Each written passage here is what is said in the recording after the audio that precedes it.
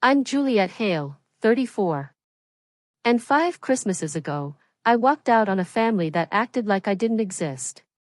No calls. No cards. Not even a, "How've you been?" So this year, when I crossed the threshold of the Hale mansion, it wasn't for forgiveness. I came with a screen, a truth, and the identity they tried, and failed, to erase.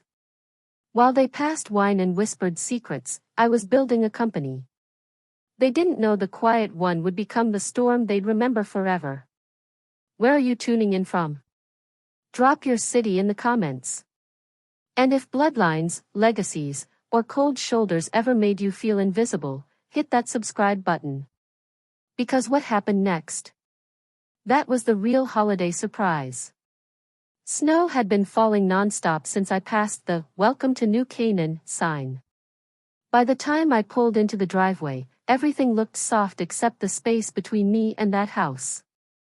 From the outside, Hale Mansion still looked picture perfect, wreaths on every window, golden lights spiraled with military precision, and a 10-foot tree blinking from the front parlor. But beauty can be sterile, and this home had mastered that art. The last time I stood on this porch, I was 29. I'd flown in expecting cake and candles. A birthday. But Ethan needed another loan. Suddenly, the party vanished. Catering cancelled. Guests rescheduled. My birthday disappeared under the weight of his latest crisis. No one said sorry.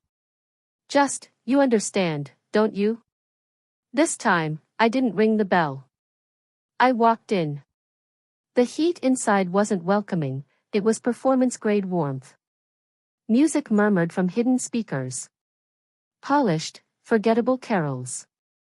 I followed the sound to the grand room where the Hale clan gathered like they were posing for a holiday spread. Pearls. Tailored suits. Smiles without sincerity. My mother turned. "You're here." No hello. No hug. Not even a glance at the perfect gift bag I held. "Lovely to see you too, Mother," I said, placing the ribboned bag on a side table, voice calm and middle note even. Meline swept over in a velvet dress that could cover someone's rent. "Juliet, you look different." "Exactly the goal," I replied. My father didn't bother to look up from his drink. Ethan nodded like we were strangers passing at a gas station. I nodded back. They could set the tone, like always. But tonight? I wasn't harmonizing. Soon, dinner was announced. The dining room stretched like a chapel, glowing with candles and holly. Place cards sat in perfect alignment. The moment I saw "Children" in block script, I knew. Holding the card, I said evenly, "There's been a mistake." My mother didn't glance up. The main table's full. 2 seats sat empty. "I'm not a child," I replied. "You've been gone a long time," Meline said over her crystal flute. "You can't expect things to revolve around you." "I don't," I said. "I'm taking what's mine." I set the child's card aside and took a seat at the main table. For a beat, no one moved. Like the movie had frozen mid-frame. Then Ethan smirked. "She can sit here," he said, nodding toward my empty spot. "You can go sit with the kids." It cracked the room like dropped crystal. My mother's tone sharpened. "That's not funny, Ethan." "Neither was trying to seat your adult daughter at the kids' table," I said. He winked. We hadn't been allies since we were teens, but tonight his humor came laced with something else. Maybe resentment. Maybe recognition. I smoothed the napkin across my lap. No one spoke. Not about that, anyway. Dinner continued, a little tighter now. But eyes kept flicking toward me. Measuring. Reassessing. They didn't know what was coming. That was fine. Let them think I'd taken a seat. I was just getting started. The gifts were arranged in branded piles. Red for Meline. Blue for Ethan. Silver for the grandchildren. No gold. I hadn't expected gold wrap. That would have been too much. But I noticed its absence. The living room was catalog perfect, monogrammed stockings, designer garlands, imported pine cones, and candles that burned like props. The massive tree glittered like it had lighting cues. Gifts were stacked in symmetrical order. No gold. I sipped my coffee. No one asked if I preferred tea. Meline opened hers first. Earrings from Paris. She squealed, kissed Andrew, bragged about Maui. Then Richard gave Susan a Cartier box.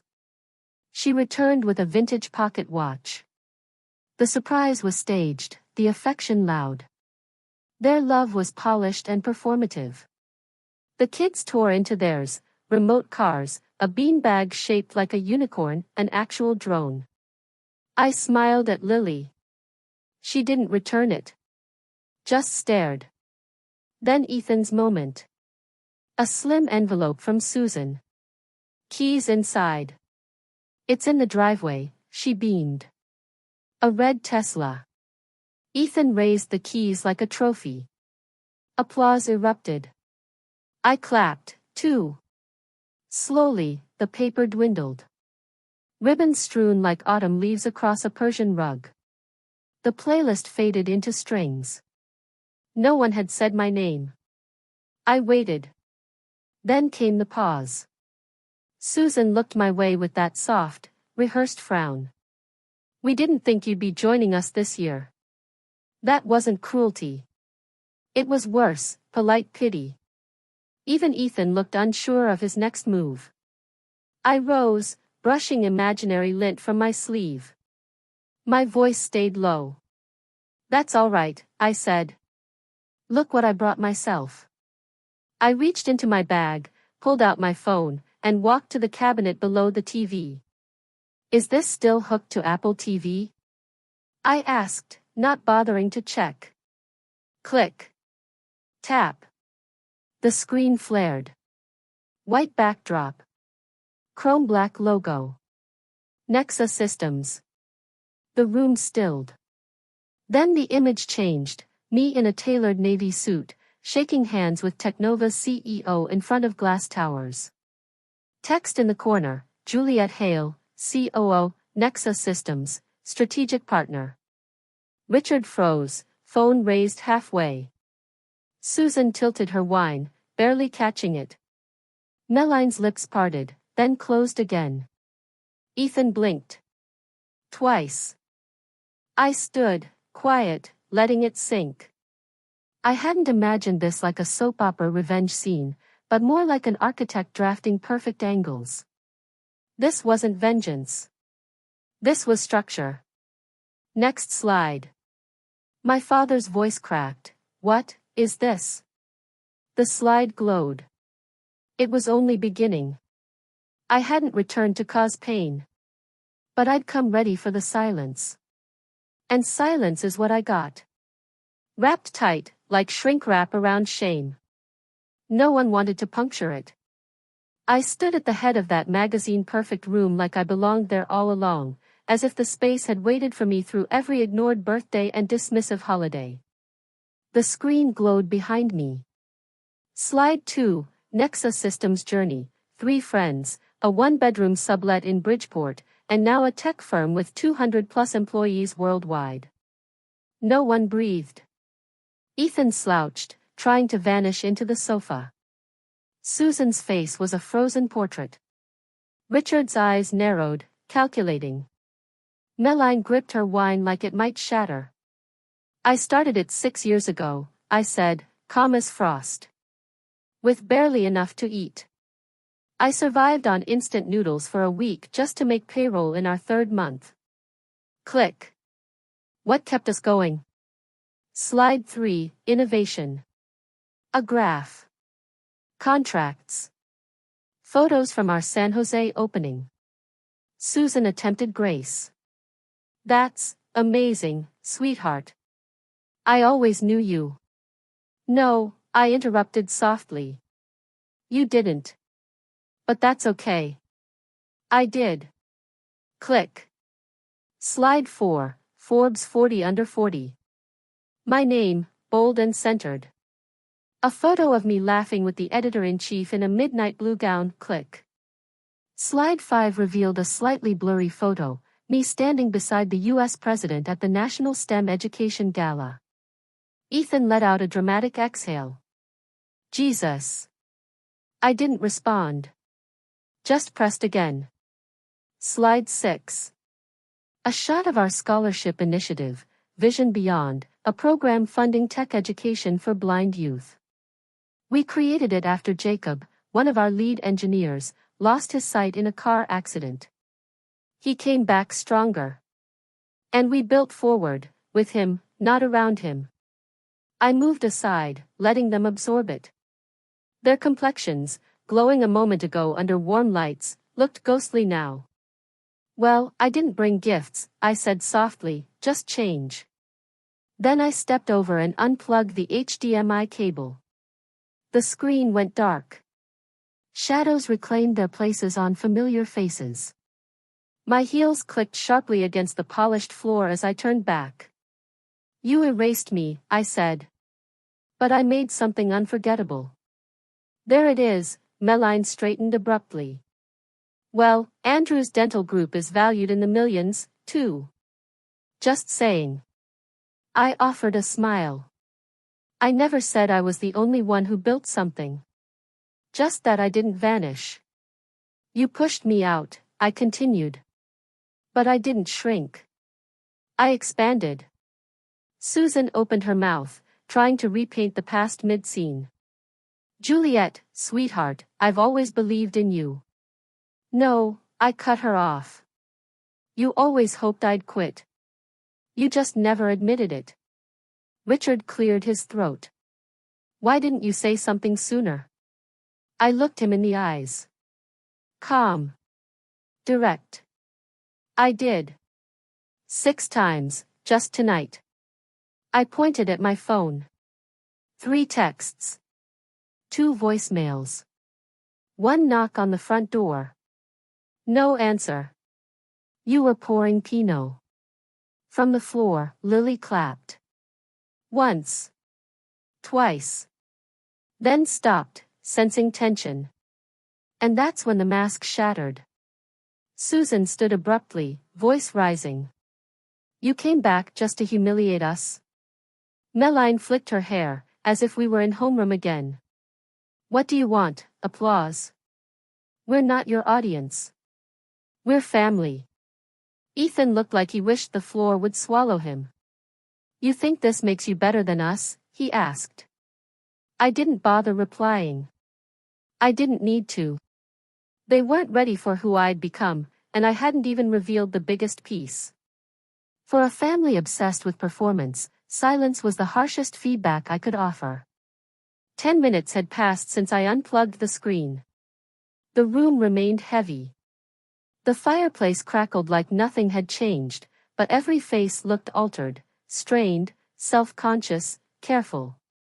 No one met my eyes, except Lily.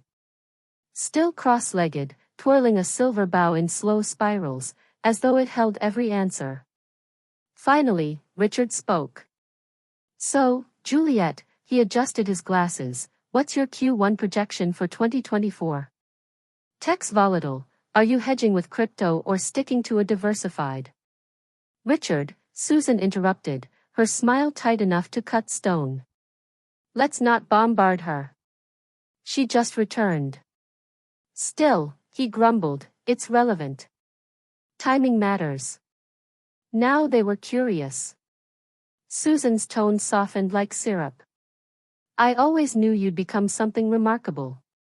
Remember your 8th grade science fair? That little volcano?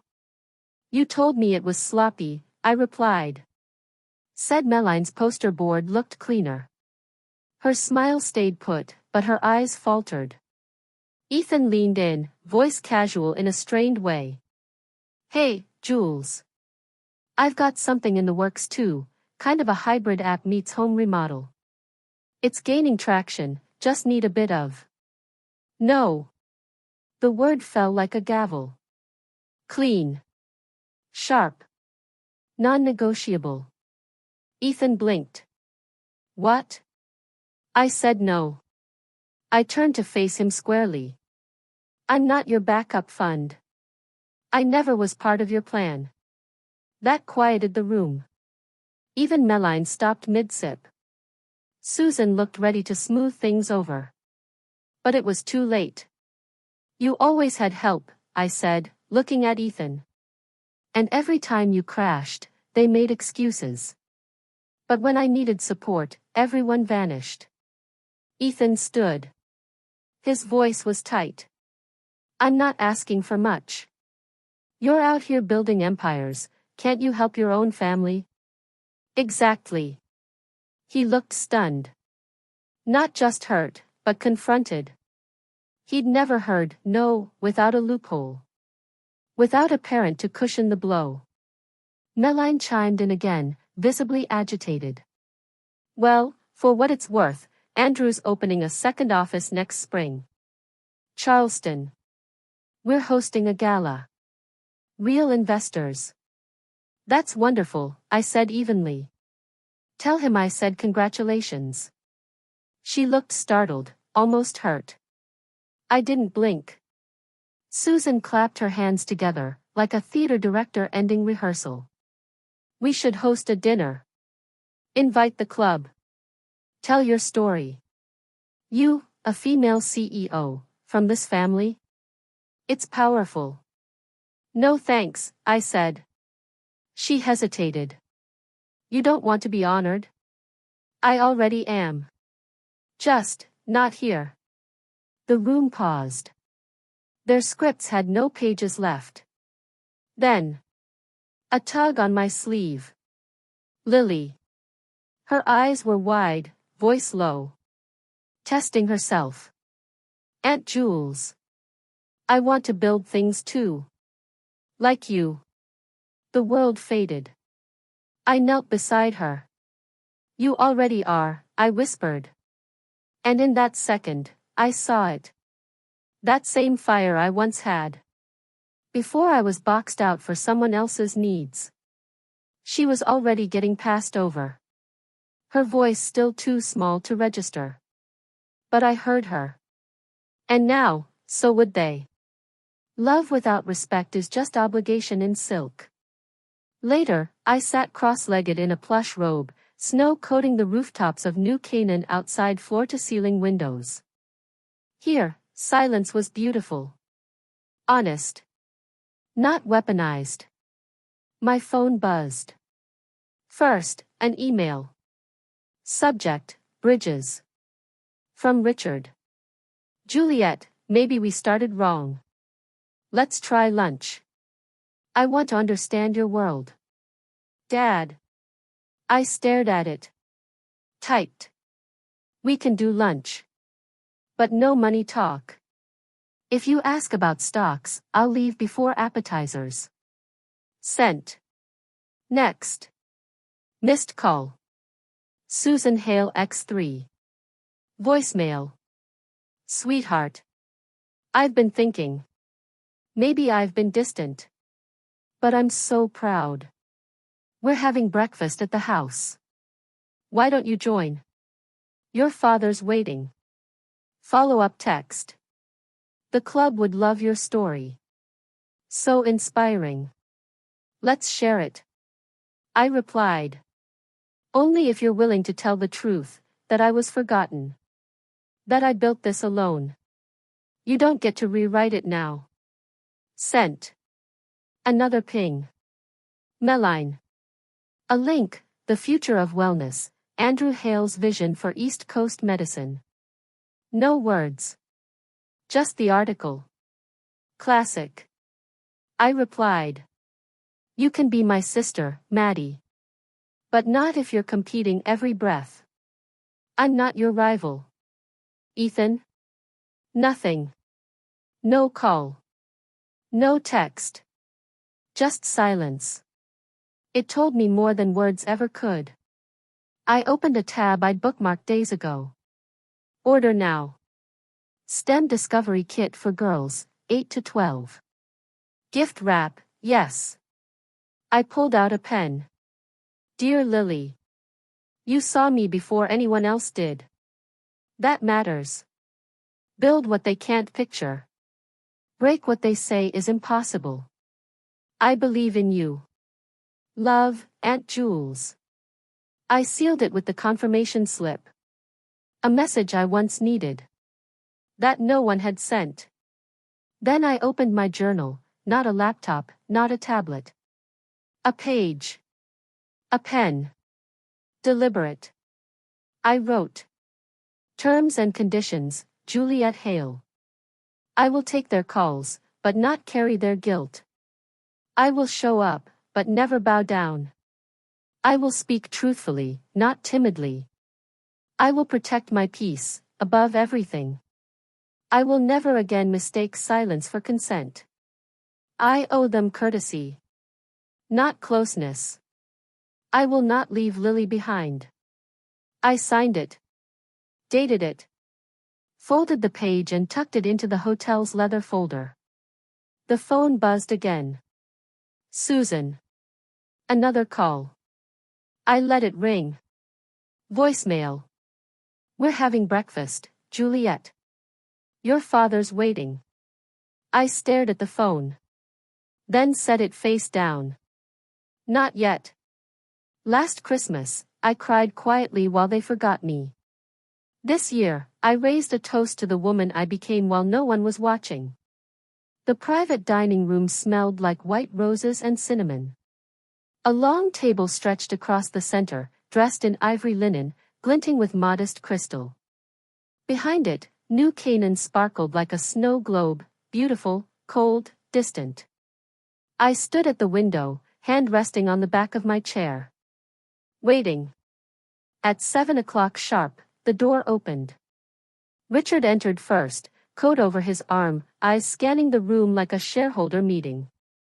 Susan followed, heels barely audible. Of course she wore pearls. Juliet, Richard nodded. Very tasteful. Susan leaned in for a ghost of an air kiss. So elegant, darling. Lovely. I smiled coolly. Thank you for coming. They sat. Unsure what to say. Unsure if they should go first. At 7:07, the door creaked again. Meline hovered in the doorway. Lily tugged her arm. Meline sighed, then entered. Nice setup, she said, giving a once-over. I like it, Lily whispered, wide-eyed. They sat. 2 seats remained. One for Ethan. Still empty. The other, a surprise. At 7:12, the door flung open. Am I late? Jenna grinned, brushing snow from her coat. I heard there was wine, and emotional wreckage. My kind of night, Jenna said, sliding into the chair beside me. I almost laughed. Right on cue. She sat without hesitation, without needing to gauge the mood. Around the table, forks were quietly straightened, throats cleared, and silence rearranged itself like a centerpiece. I rose to speak. This evening isn't about blame, I said, letting my voice settle gently into the fabric of the room. It's about truth. They listened, really listened, for the first time in years. I could recount every forgotten holiday, each birthday ignored, every time you needed something and couldn't even name what I'd accomplished. I let the words land like snowfall, quiet but heavy. But that would only serve me. Not this room. And not Lily. I turned toward my niece. She stared back, steady and sure. I forgive you, I said simply. But I won't erase the forgetting. Susan reached for her glass but didn't sip. Richard toyed with his cuff. Meline stayed silent. Then Lily stood and walked over. In her small hands, a folded paper, thick crayon lines marking a bridge. One side, Juliet. The other, me. Do you like it? She asked. My voice caught, so I nodded. Bridges take time, I whispered. And two sides. I returned to my seat and poured a glass of wine, only for myself. The bottle rested untouched in the center of the table. I didn't raise a toast. I didn't ask them to. I just said, I'll come around if I'm welcomed. I'll give when it's mutual. I'll stay if I'm truly seen. No applause. No rebuttals. Just a room sitting with truth, raw and unadorned. As the night wound down, one by one, they left. Meline pressed a kiss to Lily's hair and muttered, "Thanks." Susan passed me with another near miss of an air kiss. Jenna lingered, grinning like she just watched the storm finally pass. Then Richard paused beside me. He leaned in close. "Juliet, I missed the moment you became someone worth being proud of," he said softly. "I hope it's not too late." I didn't answer, not because I didn't have words, but because I wasn't sure yet if he'd earned them. Later, back by the window, I opened my journal one final time. There had been a time I longed for their table. Now, I build my own, and I decide who gets a seat. I smiled them out that night, just enough warmth to be polite, just enough distance to hold power. No one hugged me. No one asked for anything after Richard's words echoed in the silence. "Juliet, I missed the moment I could have been proud." I still said nothing. Not out of resentment, but because I realized. If I was still trying to prove something, I hadn't truly stepped out of their shadow. When the door clicked shut, I returned to the long table. Half-filled glasses. Untouched wine. Only Jenna remained, steady, quiet, just the right kind of company. "You good?" she asked. I nodded. For the first time, I don't need anyone else's approval to feel whole. Lily's drawing lay near my plate. A crayon bridge. One side labeled Aunt Jules. The other, a stick girl with an uneven ponytail. I smoothed the paper gently. Something in me unclenched. I used to think recognition from family was everything. But tonight, I realized the real power is when a child chooses you to become like. I walked to the window and looked out over New Canaan, its snowlit charm a beautiful backdrop to so much pain. It no longer hurt. Not the way it once did. It was just a scar now. A quiet reminder. I remembered the years with no calls, the silence after I lost my job, the ignored emails about my startup, the birthdays I called home and heard, maybe later. Now suddenly they had time for breakfast. For networking events. For introductions. It wasn't revenge I wanted. Just for them to stop deciding who mattered and who didn't. I didn't need their table. Because I had built one they now wished to be invited to. Back at the hotel, I changed out of my formal dress and into jeans and a t-shirt, not to retreat, but to return to myself. Next to my suitcase sat the open notebook. Terms and conditions, Juliet Hale. I underlined the last entry. I will never again let silence be mistaken for consent. Then I wrote a new one. And I will never confuse being needed with being loved. I knew they'd reach out again. Holiday invitations. Sneaky asks wrapped in compliments. But from now on, each time they called, I'd read this contract. And choose what I'd never chosen before. Boundaries. I sent Lily one last message. Your bridge is beautiful. But remember. You're not just a path for others to cross. You're the architect. You choose what connects, and what doesn't. Jenna peeked at my phone. That girl's more like you than you think. I smiled. I just hope she doesn't have to suffer to learn her worth. Jenna poured the last splash of red wine. We clinked glasses. No cheers. No spotlight. Just two women who knew. Sometimes, it isn't that your family left you. It's that you finally left them. To find the version of family that's real. Sometimes, the deepest betrayals don't come with yelling. They come in silence. In being forgotten. But when the forgotten rise, not in rage, but with clear-eyed resolve, even the grandest illusions begin to crack. Juliet Hale didn't come back for revenge. She came back to reclaim her place. And she did, by building a table of her own, on her own terms. Justice doesn't always roar. Sometimes, it walks in calmly, wearing the quiet confidence of a truth no one can bury. And it stays. When courage meets injustice with grace, the final judgment echoes long after the moment ends. Because no legacy built on denial can withstand the storm of a woman who remembers everything and forgives without erasing the cost. So if you've ever felt invisible, ever been passed over, ever told to dim your voice so others could shine, remember this. You don't need permission to be seen. You only need the strength to stand where they prayed you'd never return. Thanks for witnessing Juliet's story. If it stirred something in you, tell us where you're watching from. And don't forget to subscribe. Because every quiet victory deserves to be heard. Until next time.